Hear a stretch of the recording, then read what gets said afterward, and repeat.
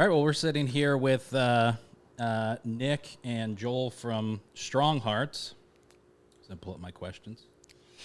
So thanks for coming down. Thank you. I know Thank you. we've talked about it mentioned it for a while. And, 2020 and 2021, the COVID years, have really been great opportunities for me to sit down with substantial people in Syracuse in the restaurant industry on the podcast. I mean, you two, I consider you guys to be substantial get for the podcast. Oh, we take that as a compliment for sure. I don't know if we would include ourselves in that list, but Definitely. yeah, we've always kind of viewed ourselves as outsiders a little bit. We came into the restaurant business without any experience or knowledge. It was just passion. Yeah. And it's been a learning experience, and I guess we're starting to feel like we're part of it for sure, but it's like still there's plenty of people who know a lot more about it than we do, and we've just kind of been learning from those people and getting a hang of it that way. Yeah. What is that like? I mean, I was talking to Sarah Morris recently. We had her on the podcast, and they've kind of felt that way a little bit, like outsiders in the industry, in the restaurant industry in Syracuse. Yeah, and I say that not meaning that there's anything that's happened that's made us feel that way, but it's just like we did come into it with no clue what we were doing, and I know like what we were doing for a while was just pull yourself up by the bootstraps. Yeah. And when we started getting people to come work for us who had been in other restaurants, they'd be like, hey, like here's some ideas on how you can do things, and like some of the insider stuff that we wouldn't have known because we had never been in other restaurants. So that's kind of what I mean by that. And it was so it's not like anyone has really shunned us for sure. necessarily. Right. It's just that we know that we're coming at it from a different angle. Yeah. I mean, but a lot of times you'll look for another example in like the industry, especially when you're starting out. And in Syracuse, was there another vegan-friendly restaurant that you could look to as kind of like the way to go? No. I mean, there wasn't a vegan restaurant at the time back in 2008. I think Sugar Pearl on Burnett Ave was the closest. They were like a vegetarian-ish restaurant. Yeah. But I think the guy who helped us the most, if you remember, Christian from Roji, we sat down with Christian before we opened Strong Hearts, and he was supremely helpful to us, and just to give us some confidence and basic do's and don'ts. But other than him, there really wasn't anybody that like we looked to for guidance at that time. Roshi was a tough loss for the pandemic. Super huge loss. Yeah. Such a bummer. Yeah. I felt like, I don't know if it's because I'm from here, but I love Syracuse and Central New York and everything. But there's some of our artistic areas like that I feel like we have a long way to go. But I felt like Roji was like the successful artistic expression in Syracuse. 100%. When I went to Roji back in the day, I felt like I wasn't in Syracuse. Right. And that was a huge inspiration to us opening our new shop. I wanted that same feeling. I wanted people to walk in and feel like, am I in Syracuse still? Right, yeah. And I'd say, I said this to you yesterday when I was there, I would say being in your kitchen and doing that video and just seeing the operation, there's great, phenomenal operations in Syracuse, but those are very few. And seeing the organization that existed in your kitchen yesterday was like mind-boggling to me. I did not expect to walk in. This is the most sincerest compliment ever. I did not expect to see that. I expected to see kind of like a deli, like kind of sandwich shop vibe, but that was, I would put it on the highest level of organization I've seen in a kitchen in Syracuse. That's a huge compliment. Thank you. You would have had a 180 different view of our operation just a year ago at Genesee, and we made do there for a while in a space that was too small and too old and all that, and we worked for a while and put a lot on the line to get to where we're at and to upgrade the kitchen, and we applied a lot of learning from our past mistakes, and like over the years we had documented all the things that we would want if we were ever to upgrade, and that upgrade finally came, and we're super happy with it. And it's nice to get your perspective, because we've been in it now for a while in this new space. We moved in July last year. We're kind of like, now this is routine. Like we take it for granted now almost. And it's nice to get that compliment, because we don't really see other kitchens right now and know what else is going on.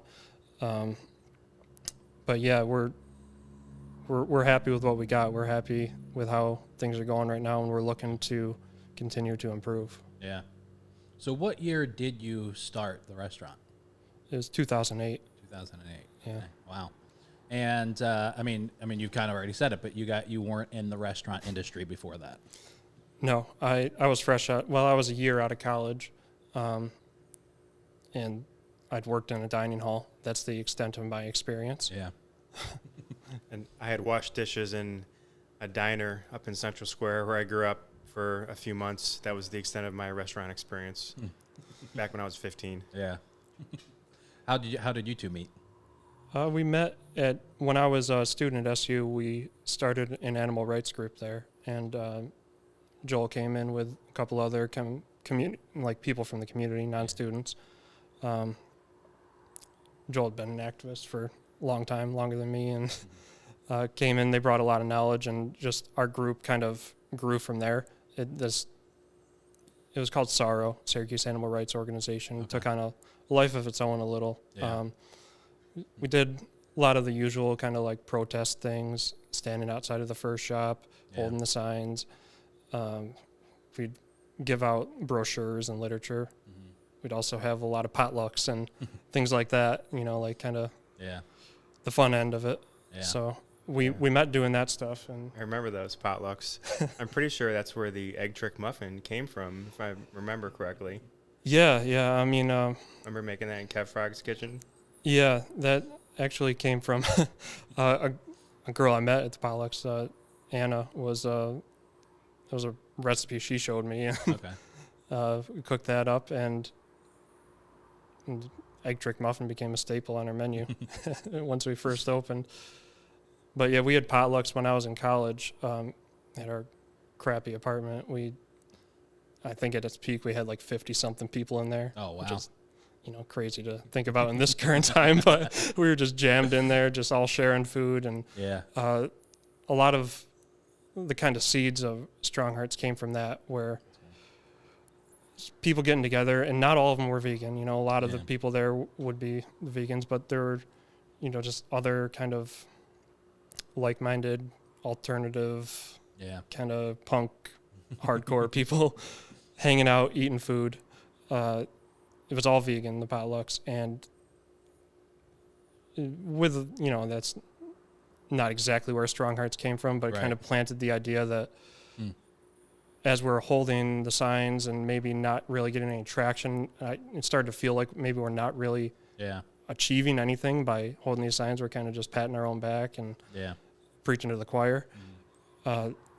Saw more change from sharing good food with people. That's and cool. I mean, people become more open, you're just, you're hanging out with people. You're introducing them to what you eat and what you believe in a less confrontational way. It's just going to be more effective, Yeah, for sure.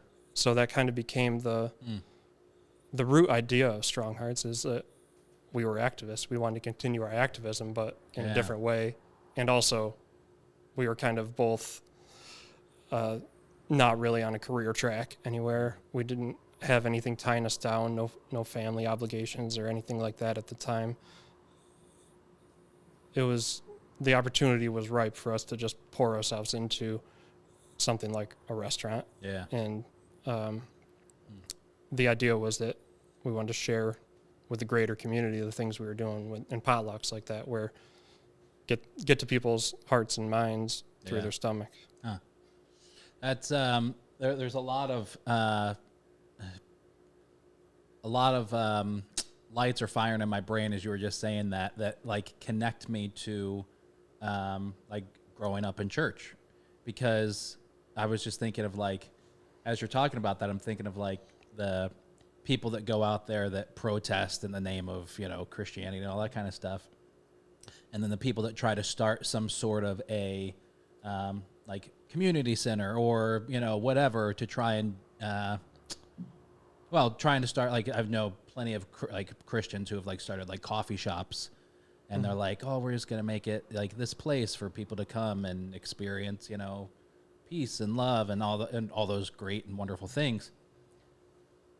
But I've never met someone on that side of it that's ever succeeded at it, and then hearing you talk about that, I'm like, I'm sure that wasn't your direct intention, was to let's start this restaurant where we can bring people in and just educate them through food and spending time together. But I think that's in a very small part kind of what it is. I mean, since the first video that I did with you at the old location, like, what was that, like 2 or 3 years ago? When I did that like 7-day challenge, I've started shifting and thinking about all of those things, like thinking about what are we buying, that, we shouldn't be buying? What are we consuming that we shouldn't be consuming? What can we do better? And I have those connections really just through Strong Hearts. It's really great to hear. That's pretty interesting. Yeah, and I think you said you don't think it was an intentional move. It kind of was from the beginning. Like in our initial conversations before opening the doors, it was, how can we introduce vegan food to non-vegan people? Okay. How can we get non-vegan people in the door? And part of that was, we're not going to put vegan in the title. We'd been around, traveled quite a bit. And in LA, the thing at that time, at least, I don't know what's going on there now, but at that time, all the vegan restaurants, it seemed, had like vegan this in the name. And it's like, we didn't want to do that in Syracuse because we thought it would just keep people from even trying it. Yeah. Not that we were hiding that we're serving vegan food, but we didn't want it to keep people from even looking at the menu or thinking about it. And the things we put on the menu, the milkshakes, the cupcakes, like, they're delicious. Yeah. That's the point. And they're delicious in a way that's going to be an easier, crossing into the vegan realm for first timers, like my 90-year-old grandpa drink a chocolate shake and enjoy it, and it doesn't matter, it doesn't matter what's in it. It's good. Yeah, for sure. I was saying that yesterday. I love the fact that and I noticed that we've ordered Grubhub a couple times from Strong Hearts at Gerhar's, really me and Anthony D'Onofrio. And we were commenting on that one time. It was like just loving the fact that it's not, that it's like a chicken Parmesan sandwich, that it's not like a vegan chicken Parmesan sandwich, and the flavor profiles and everything are really on point. I've never had anything at Strong Hearts where I've thought, oh, this isn't the real thing. It's normal. It tastes like normal food, for lack of a better way to say that. And I really love that about it. I was saying, like, nice biscuits. I did a like a day in the life video with them, and I didn't know until I walked in there and they were telling me that they were a vegan biscuit shop. Until I walked, and they were pulling out the tofu from the like deli container that it had been soaking in. And I was like, I thought you were making a chicken sandwich. Like, what is that? They're like, oh, we're completely vegan. I was like, I had no idea and I had sampled the food and still had no clue that they were a complete vegan spot. It's really impressive, I think, that, to accomplish that. Because we have a friend who's prepared vegan dishes for us, and they've been absolutely awful in the past. Yeah. I mean, was that like a big deal for you in like developing the first menu for Strong Hearts, was to try and make it as appealing to others as possible? I would say yes. Yeah, I mean, that's very intentional. Like Nick said, we wanted to appeal to omnivores primarily and not strictly vegans. Yeah. We knew the vegans were going to come in because we're the only game in town, and if we were vegan in Syracuse and there was a vegan cafe, we would have gone to it. Yeah. So we already had that crowd. Yeah. We were reaching out to the omnivores, people who weren't vegan or vegetarian, and just wanted good food. Yeah. And that was the way we built the menu. Right. Yeah. How has the menu developed over the years? I mean, has it changed pretty significantly, or has it stayed the same? In some ways, it's changed quite a bit. A lot more in recent years than prior. Well, in the first 3 days, it changed a lot. When our eyes were a little too big when we first opened. We had things like mashed potatoes and gravy. And I think it was good, but we were not big enough to do that, let alone the other things we were doing. One of the big things is we did breakfast all day for quite a while. Okay. And that was kind of a big part of what we did, but it got to the point where we were busier and busier and really started to see head on how that was affecting just operations, like why people don't do that, like it's just too much. And so we cut that down a little, and things have shifted a lot during the pandemic. And in our new shop, we've opened the floodgates for a lot of new opportunities menu-wise.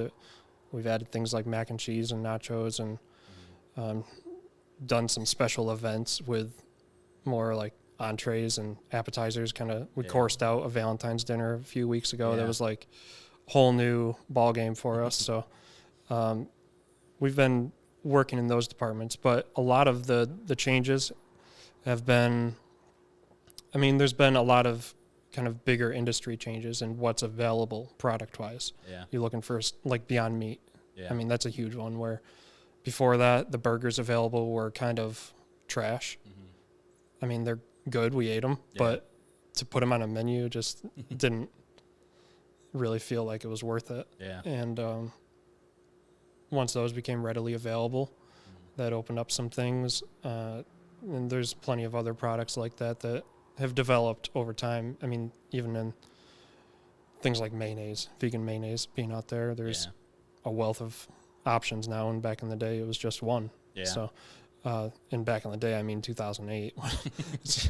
It's a while ago now, but over the 13 years, it's been a lot of development. Yeah. Yeah. Yeah, mainstream, especially to hear more and have so many more options. Up until I just recently canceled my Sirius satellite subscription, because really all I was listening to in the radio was podcasts or Howard Stern, and then podcasts just pretty much took over. Yeah. But Stern is a massive proponent of the Beyond Meat or any of those products. I don't think Beyond Meat, that brand specific, but and he's constantly talking about them for like the last year or two on his radio show. And doing ads for them. And so I think just getting it out to so many more people. And then you have massive chains like Burger King and others that, started putting it on their menus. There's a lot of great options that are readily available today. Yeah, and that's part of a larger cultural shift that's been going on over the course of that time period that has made it, just with celebrities saying they're eating vegan and this and that has a big effect. And we see like just a lot more people trying it out. Yeah. And willing to give it a shot. And we field now a lot less questions about what is vegan, what does it mean, what's tofu, those kind of things. Like when we first opened, it was every other customer, what's tofu, what's seitan? And we still get it, but people are a lot more informed, and there's 100 reasons why, but it's just more culturally relevant. Yeah. Do you hate getting those questions? No. Not getting those questions like what's tofu, but do you how do you feel about, I'll talk from my perspective. I always, when I know I'm going to be in Strong Hearts or talk to Joel, because it's the first time we've ever met Nick. Yeah. I'm thinking to myself, okay, what would I say that may or may not be offensive, and how do I not say that? And I'm considering what am I wearing? Do I have any animal products on my body that I should not have on? Right. I say that, and I just realized my watch band is leather, or or maybe it's fake leather because it was a cheap watch. But like I'm constantly thinking about that stuff, and I don't know if I'm the minority, if I'm like the one person that feels that way, that comes in and eats that's not a vegan person. Those things don't even come into my mind. Like I don't look at your shoes or your belt or your watch band. That's just, it's a non-factor. You know? Cool. Most of our customers are not vegan. Yeah. And that's what we want. Yeah, you know? right. Come into our restaurant wearing leather shoes. We don't care. Yeah. You know, you're eating a vegan meal. That's good enough for us. Yeah. All right, good. That makes me feel better. Yeah, and I mean, those questions don't bother us. I mean, maybe in the moment, some days catch us in the wrong mood, and anything would bother us. But like we train people to like be able to answer those questions and to approach it as like that's part of your job, is to introduce these ideas to people. And not all of our staff are vegan either. That's part of it. Like we have plenty of staff who aren't even close to vegan, but when they're in the building, they're representing it. They're educating other people on what we're offering and what the ideals of the company are. Yeah. And we're never pushing it on people, but that's our whole intention, is to inform people. So keeping that perspective on things is important. Yeah.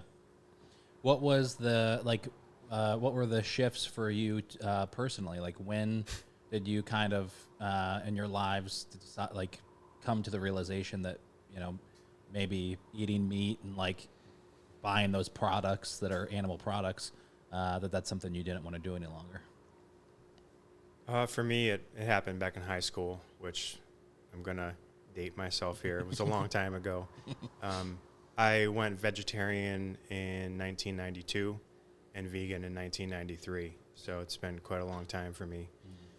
For me, it was through the music scene, through the underground punk, hardcore music scene. Bands like Earth Crisis, which is a local Syracuse hardcore band, introduced me to messages of animal rights, and it really resonated with me at that time in my life, and that was kind of like the first stepping stone into this lifestyle for me. And the more I read and the more I learned and the more I researched, and you know, back then it actually was research. It was like sending away for literature and getting it in the mail and reading it. The more it made sense to me, and the more I realized I didn't want to harm animals and didn't have to. Yeah. You know, the decision for me to be vegan and not eat cows and pigs and chickens is just as easy for you not to eat your dog Buddy. Right. It's the same thing. You know, it's not something you got to think about, like you wouldn't eat your dog or your cat. And I feel the same way about cows and pigs and chickens. Yeah. So, and that, thankfully for me, you know, it happened when I was 15 years old, and I just turned 44. So this isn't a trend. This isn't like a fad or a phase for me. This is like a foundation of my life, and I take it very seriously. Yeah. Has it been hard at any point, like, to continue to care about that? If anything, I care more now about it. The more that I see that animals have the capacity to have deep, rich, emotional, social lives. Yeah. There's videos I watched, 25 years ago that I simply can't bring myself to watch anymore. It's just too graphic. It hurts me too much. I think I'm more committed now than I ever have been, having a restaurant and having that vegan message out there in front of people. It's super important to me. It's like the most important thing in my life. So it's not a challenge at all to still care. It's just become part of who I am. Yeah. We watched, I watched the Super Size Me, the second one that he put out. And that was extreme. That was very eye-opening for me. Especially, I don't know if you saw that one or not, but I saw the first one. So in the second one, he basically creates a chicken restaurant, like his version of a Chick-fil-A, but he hires like the mega $1 million branding companies and marketing companies and develops this brand, figures out the colors that will work the best and the keywords and the imagery and everything. And then he goes and explores what it would take to become a chicken farmer, to raise his own chickens for the restaurant.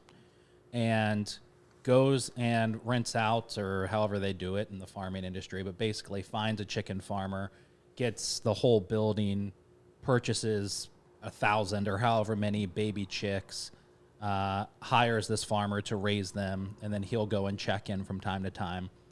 And then through his like meetings with his branding company, he realizes that he has to use the words like free range chickens in order to get more customers to feel good about eating it. And so he then explores, well, at the time they're just in this dark, massive, building.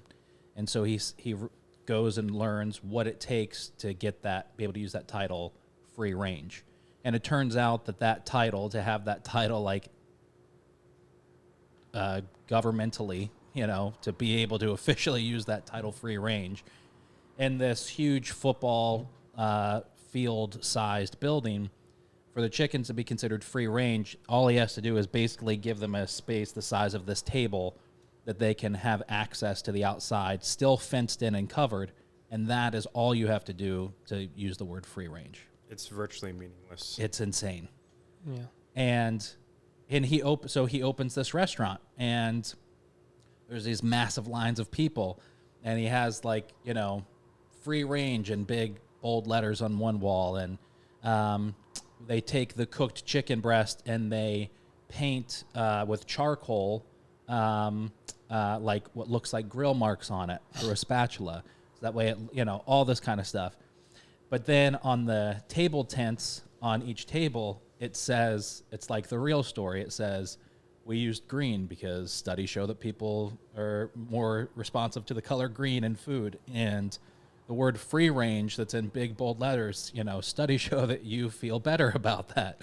But in reality, the chickens only have to have this little space. And so he does everything that works in the food industry with marketing, but then tells people like the real, all the details of it. So it was pretty interesting. That was, and I've seen like the documentaries of, chicken production and egg production and just how terribly those animals are treated. And so during, in the spring, I don't know how I got my wife to agree to do this, but we decided to have chickens in the backyard. And so we got 10 baby chicks, and we were trying to figure out, like, how are we going to do it? How can we, take care of them? And they have, kind of like a good life, not be in some factory, and that we can, with our time and everything else that we have going on, still take care of them. And I am amazed at how much we've connected, especially me, to those animals like they're pets. I mean, they're chickens, but it's amazing to see, like, we go in and out of we use our back door to enter our house all the time. We don't use the front door. And our coop is back there in their run that they have. And so every time that I go out the back door, they come running to the fence, waiting to get treats or see me or whatever. And we have a pretty big yard, and they have a big chicken run. But in the summertime, I bring them outside if I'm home, and let them run around and stuff. And so we have our neighbor on, it's maybe 40, 50 yards away on the other side. And so I was over there hanging out with the chickens, and the neighbor was like, oh my God, it's so cool to see the chickens out. So I started walking over to the fence to talk to the neighbor, and I was 30 yards away from him. I was like, come on, girls. And they all started running, just like, our dog Buddy would if I had called him. It's so amazing to see, how we can interact with them and not keep them locked up in a dark cage for their entire lives. It's interesting to hear you make those connections, because you've seen it with your own eyes now. Yeah. The intelligence and the personality and the sentience that you see in the chickens that you have. All animals have that. Right. Yeah. All animals that we eat have that. Yeah. Yeah. It's pretty cool. Yeah. I think most people understand that and would, come to the same conclusion, but there's routine, there's just convenience, there's what you don't see. Like people Right. don't seek out those PETA videos and the videos of what the factory farms are like, because it's hard to swallow. Yeah. And it's, you know, like it makes you have to examine what you're doing and what you're eating. And I think most people facing that head on, thinking about it, are going to say, well, factory farms aren't right. Yeah. And maybe there's like free range, like literal free range. Yeah. Grow your, like have your own small farm, do something like that. Doesn't mean you have to go vegan, but Right. find a more humane way. Yeah, and for sure. there's so much money in it. There's so much, you know, politics and Oh, yeah. lobbying and all that behind it all, that it seems like a tough battle. Like, is it ever going to be over? But Yeah. at some point, do we look back when we don't have factory farms and say, what the hell were we doing? Yeah. Like, how is that? How do we live with ourselves doing that, you know? Yeah. I don't know how things are going to shape up with the pandemic, hopefully coming to an end.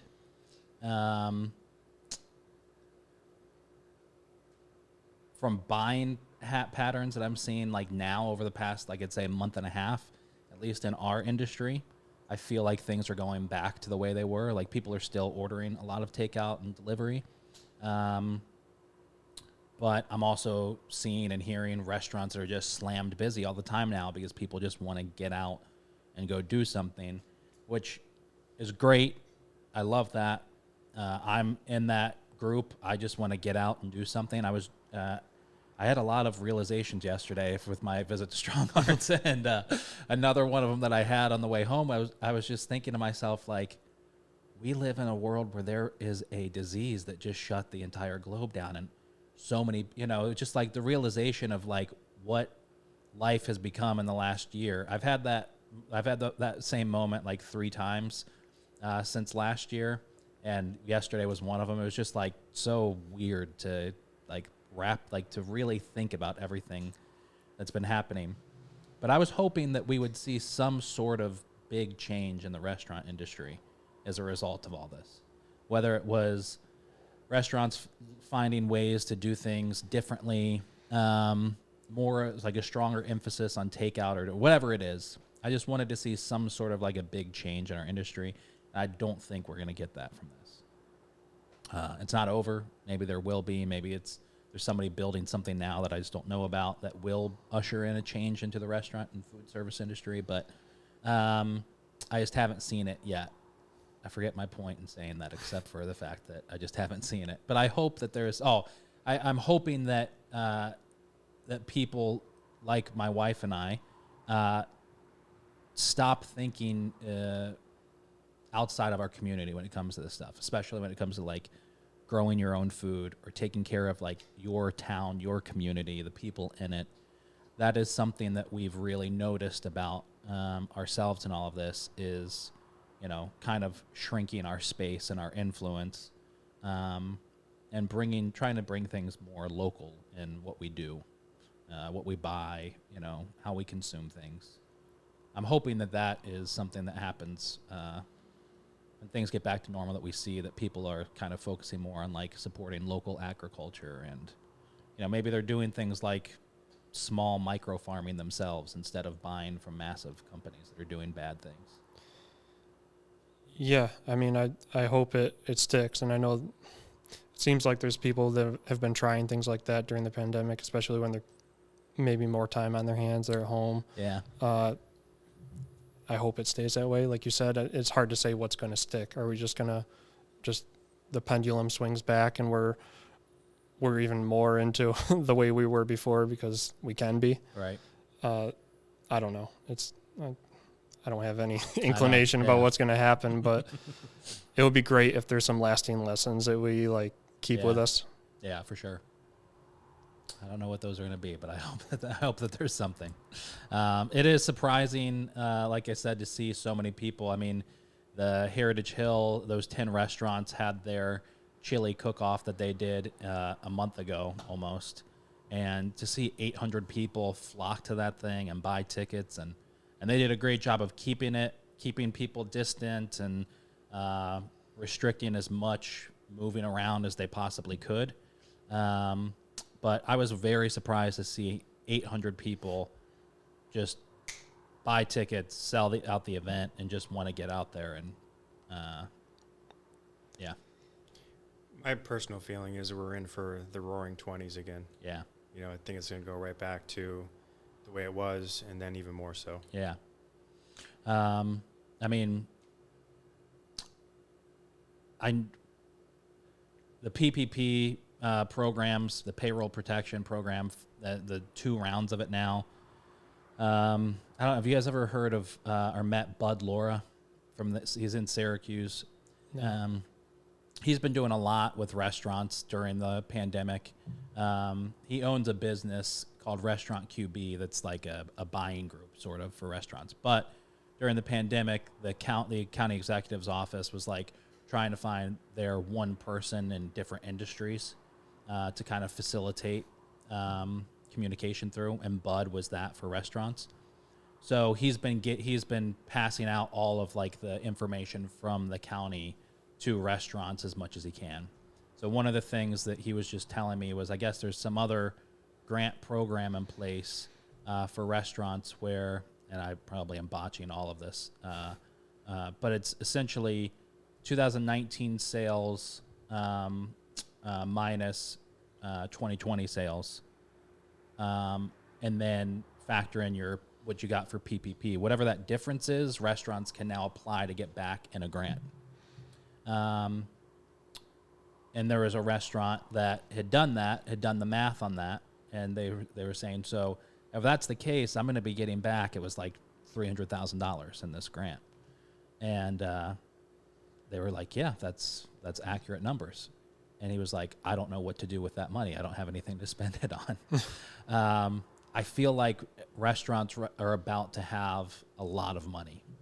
The food service industry in general, I just think people are going to get out and just start spending. There's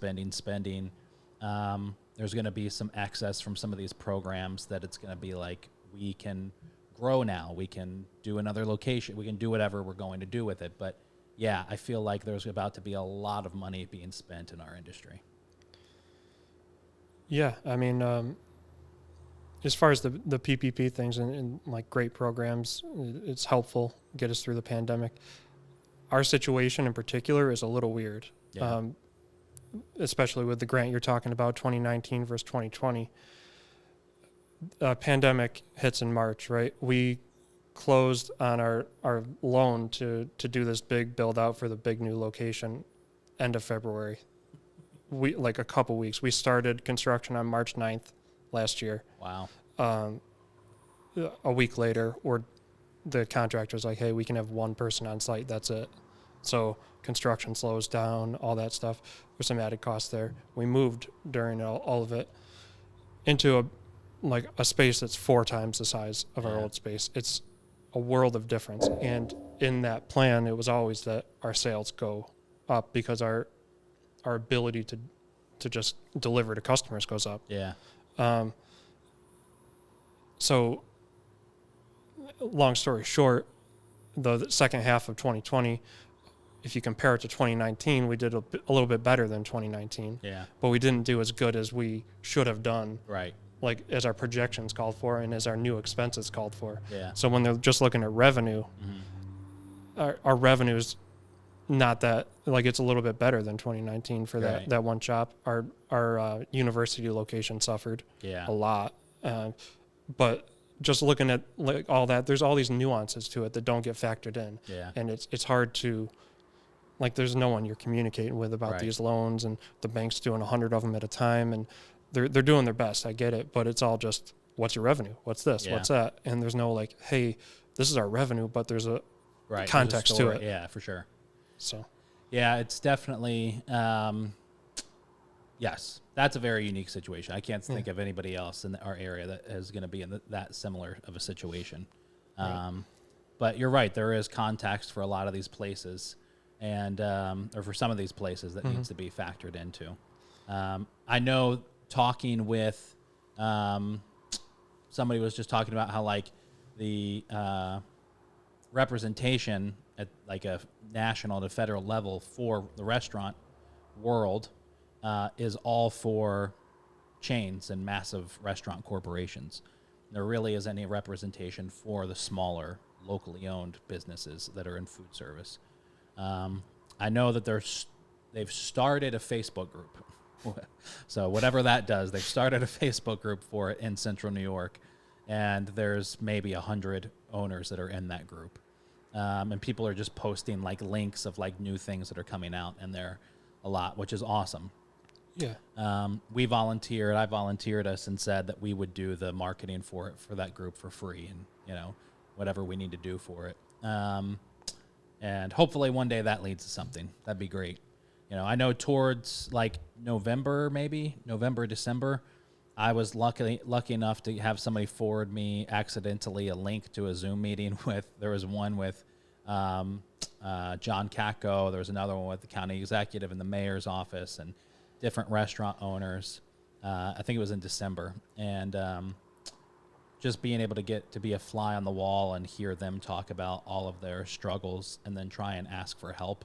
You know, like, hey, we need you to do this, we need you to do that. That was pretty eye-opening, you know, to see just how accessible it was. You know, they were making themselves, but also how little that they were able to do about any of it. So what, besides opening up a new location, a bigger location, in the midst of the pandemic, what was one of the struggles of 2020 for Strong Hearts? It was a roller coaster. I mean, through it all, there were ups and downs, big ups, big downs. And March, April, it was just like, I mean, it was rough. We were like, we had the towel in our hand. You know what I mean? Like, yeah. Even though we had the loan, we're working on the construction. There's a light at the end of the tunnel. Technically, it was dark, and I mean, we just did what we do and persisted and tried to adapt and change. Yeah. And we've been honestly lucky that we haven't had positive staff, like any of those things. We've been diligent about everything. Yeah. I don't know. I mean, other than that, there's been times where like we did a Labor Day event, and it was our busiest day ever by a long shot. That includes like any, like at the old location, that includes at the state fair, any of those days. And that was, I think, the peak of like the whole year. Is like things were looking up. SU students were coming back. It was Labor Day. The fair wasn't open, but we did kind of a fair homage event. Yeah. And we got a huge turnout, probably too big for us to handle, but it was almost like our grand opening event. That's awesome. At the new shop. That was our peak. And our biggest dip was March and April, but then back in November with the orange zone shutdown was similar feeling. Yeah. It was just like, oh, here we go again. Like, unfortunately, having to lay a few people off and reduce operations, shut the dining room down, just feels so horrible. And then I know you've been over it, but like the reasons behind it and everything is just kind of frustrating. It's like, didn't feel like I know you've been through it, but no, I get it. It was it was ridiculous. And thank God it's over. Yeah. There was like, I think of like 3 Lives in downtown. I mean, their chef at the time and the owner had gone to another restaurant to like hang out on their off night and drink a few beers. And they just got laxed and just weren't doing any of the things they were supposed to do. Neither were the staff at the restaurant because everybody knew everybody. And that restaurant wound up having almost all of their staff test positive. And then the 2 from 3 Lives they tested positive. So they had to shut down because there was no one. There wasn't another cook. There wasn't another person to run the operations. They had to shut down for 2 weeks. And on like the day before they were supposed to open back up, the orange zone went back into effect. So now they go into that. And I mean, it's a wonder that they made it through the orange zone for sure. But yeah, there are some horror stories, you know. I was thinking about that actually, just, you know, I hear about things that happen in our community, and now that we're throughout the state and I follow stuff on social and like Buffalo and Rochester and Albany and Hudson Valley, I see some stuff from there, those sectors of the state and what their communities are going through in food service. But I've been really curious lately as to what other small communities in other parts of the country have been experiencing, We've unfortunately had to travel to Kentucky for loss of family members twice over the past year. And I can say being in Kentucky, the stereotypes are true. We were at, a family funeral, and all of us New Yorkers had our mask on. And this was back in, I think, late summer.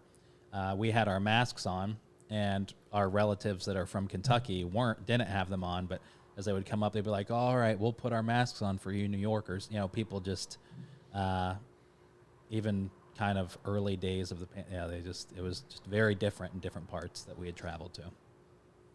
Yeah, I didn't travel much, but I saw some of that even just with, depending on where you go around Syracuse, like you go to, I'm talking to a contractor, they're begrudgingly putting on their mask, if anything, It's it's just like type of people mindset. Yeah. And there was a lot of, political signaling and whether you're wearing your mask or not. I know. Yeah.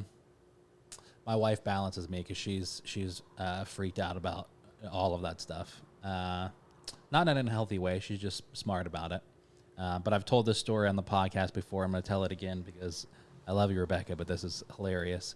It was right after the first shutdown and things had opened back up, and the first restaurant we went out to dinner was Oh My Darling.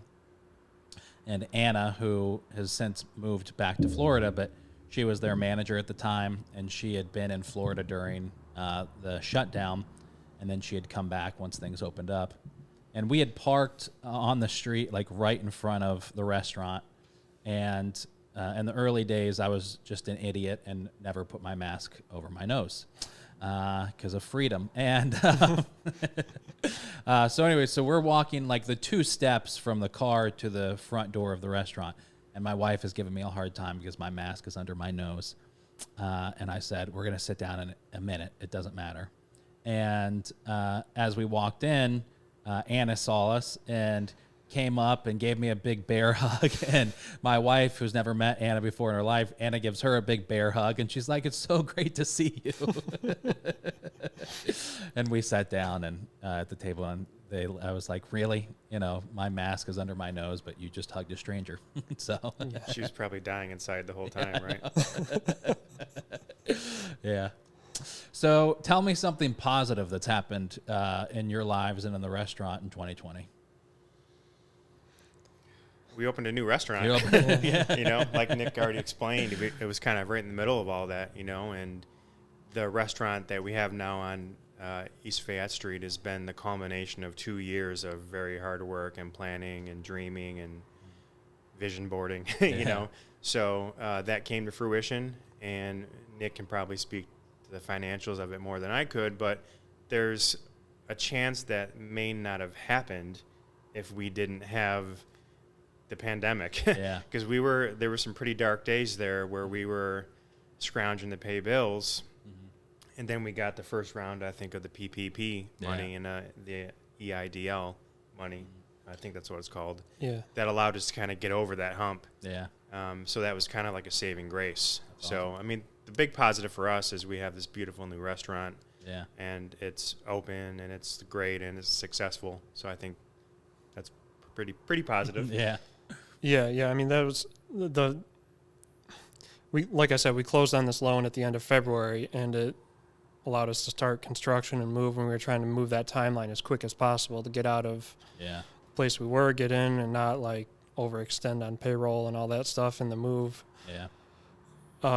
Then the pandemic hits, and there's like not much revenue coming in. Mm-hmm. We're minimizing payroll, but meanwhile our construction timeline is expanding. We're like, how the hell do we make this work? Mm-hmm. Like, now we got the money in the loan, but now there's unforeseen circumstances. We need more to just like get to the point where we're moving. So that's where the PPP came in as like a saving grace and allowed us to just cover the payroll to get through March, April, May. Yeah.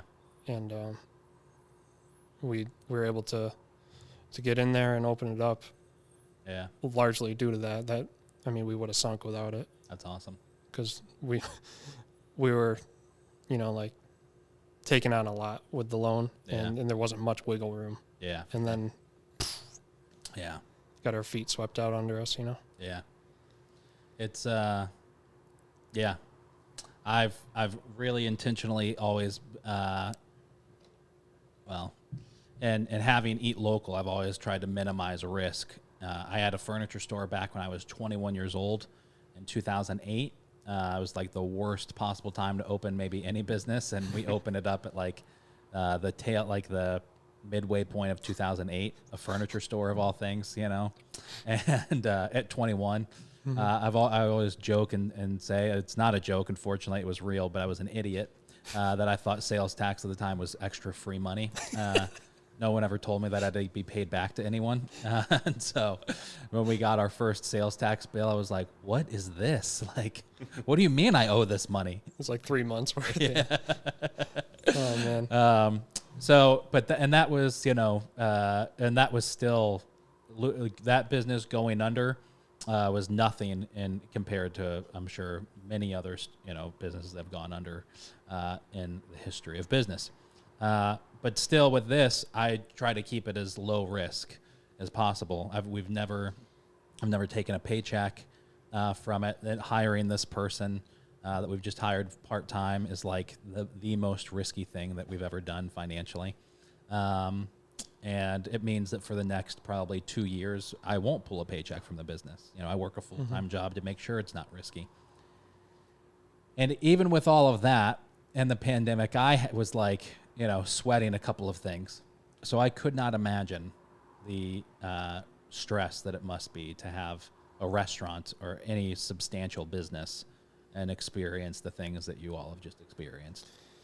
Yeah, I mean, it was stressful for sure. Yeah. I'm still feeling it, but I mean, we opened in 2008 as well. Yeah. And I think I can't remember us ever mentioning like, oh, there's a financial crisis going on before we opened it. Like we were kind of just we were just too naive. We were naive and just in our bubble. And I mean, once we started with Strong Hearts, it was just we were working 120 hours a week. Yeah, we weren't. That's all we did. Paying attention to anything else. Right. And anything we heard news-wise was from one of our staff members, like, hey, this is going on, that's going on for a while. It was like that for most of 2008. Yeah. Maybe it got down to like 90, 80-hour weeks, but that felt like a blessing. I remember the first months we were open, I was buying gas once a month because I was driving from home to work. That's all I did.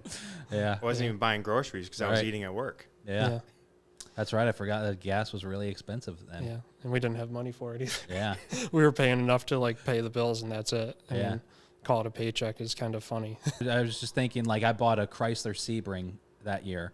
I remember there was a promotion that for 1 year you got a gas card that meant no matter how much gas was, you paid $3.99 a gallon. Because then I think gas was like over like $4.50 or something.